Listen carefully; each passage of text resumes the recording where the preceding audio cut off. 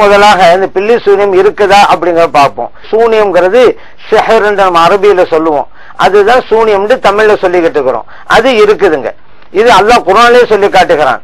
மூசா அலைஹிஸ்ஸலாம் அவருடைய காலத்துல அந்த ஃபிரௌனோட ஆட்கள்லாம் இருந்தாங்கல்ல, அவங்களையெல்லாம் இறைவன் சாஹிரூன் சூனியக்காரர்கள் தான் அல்லாஹ் சொல்றான்.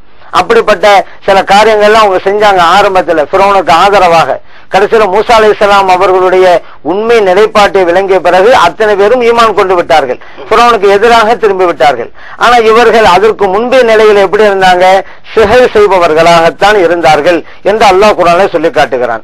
இப்ப நம்ம சிஹர்ன்றே ஒண்ணு இல்லை என்று சொன்னால் குர்ஆனுடைய வசனத்தை மறுக்கிறோம் என்றாவிடும். ஏன்னா சிஹர் வைக்கக்கூடியவர்கள் இருந்தார்கள் என்று அல்லாஹ் குர்ஆனிலே சொல்லி காட்டுறான்.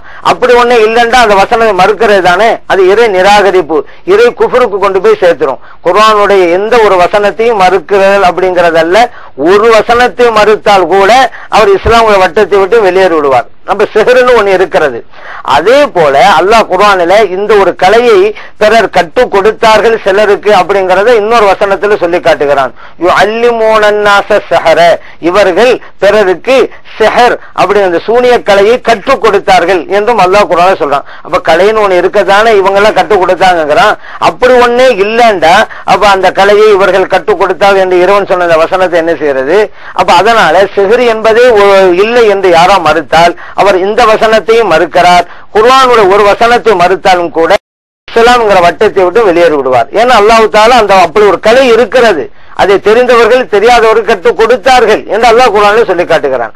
சரி, அந்த கலையின் மூலம் என்னென்ன விளைவுகளை ஏற்படுத்த முடியும்னு சொல்லும் பொழுது அல்லாஹ் உதாரணத்துக்கும் ஒன்ன சொல்லி காட்டுறான். யுஃபர்ரிகூன பைனல் மர்இ வ ஸௌஜிஹி. இந்த கலையின் மூலமாக ஒரு கணவன் ஒரு மனைவி இந்த ரெண்டு பேருக்கு மத்தியில பிரிவினை ஏற்படுத்தி விடுவார்கள். கணவன் மனைவிக்கு மத்தியில பிரிவினையும் வேறுபாட்டையும் உண்டு பண்ணி விடுவார்கள் இந்த கலையின் மூலமாக என்றும் அல்லாஹ் குர்ஆனிலே சொல்லி காட்டுகிறான். அப்ப சிஹ்ருங்கிறது ஒண்ணு இல்லை என்றால் இதை எல்லாத்தையும் மறுக்கிறார்கள் என்றாகும். குர்ஆனை வசனத்தை மறுத்து விட்டால் இஸ்லாத்தில இடம் இருக்காது. அதனால இறைவன் சொல்றது அப்படி ஏற்றுக்கொள்ள வேண்டும். அதுதான் அடியார்களான நமது கடமை. இது அல்லாஹ் சொல்றான், இப்படி கலை இருக்கிறது, தெரிந்தவர் கற்றுக் கொடுத்தார்கள், இதுக்குள்ள இப்படி எல்லாம் செய்தார்கள் என்றெல்லாம் தெளிவா சொல்லி இருக்கும் பொழுது அப்ப அதுவெல்லாம் இல்லைன்னு எப்படிங்க நம்ம மறுக்க முடியும்? அதனால இருக்குது. ஆனா இந்த கலையை கற்றுக்கொண்டு பிறருக்கு தீங்கு செய்தான் வச்சுக்கிறங்களேன், மிகப்பெரிய பாவம் என்பதை நாம் செல்லதான் சொல்றாங்க. பெரும் பாவங்கள் என்று பட்டியல் இடுகின்ற போது நபிகள் நாம் ஸல்லல்லாஹு அலைஹி வஸல்லம் அவர்கள் அஸ்ஸஹர் பிறருக்கு சூனியம் செய்வது என்றையும் சொல்லியிருக்கிறாங்க. சூனியம் செய்தல் ஒண்ணு இருக்க போய் தான் பெரும் பாவங்களில் அதை இணைத்திருக்கிறார்கள் நபிகள் நாம் ஸல்லல்லாஹு அலைஹி வஸல்லம் அவர்கள். அதனால சிஹ்ர் என்ற ஒரு கலை இருக்கிறது, ஆனா அதை பயன்படுத்துவது, அதாவது இந்த மாதிரி தகாத செயல் பயன்படுத்துவது பொல்லாத ஹராம் ஆகும். எல்லாமே அப்படித்தான. உலகத்துல ஒரு கத்தி இருக்குது, கத்தி இருக்க வேண்டியதுதான், அதை தவறா பயன்படுத்தினா தான் குற்றம். பயன்படுத்துவதில் தான் ஒரு பொருளை, அது எதுவாக இருந்தாலும், ஊடக பொருளா இருந்தாலும் சரி, டிவி ரேடியோ எதா இருந்தாலும் சரி, நாம் உபயோகிக்கிற பொருளா இருந்தாலும் சரி, நாம் உபயோகிப்பதை வைத்துதான் சட்டம் இருக்கிறது. அப்ப சூனியக்கலை ஒன்று இருக்கிறது, அதை தவறான வழியில பயன்படுத்தக்கூடாது, மிகப்பெரிய பாவம் என்பதை நம்ம இந்த ஹதீஸ் மூலமா பார்க்கிறோம்.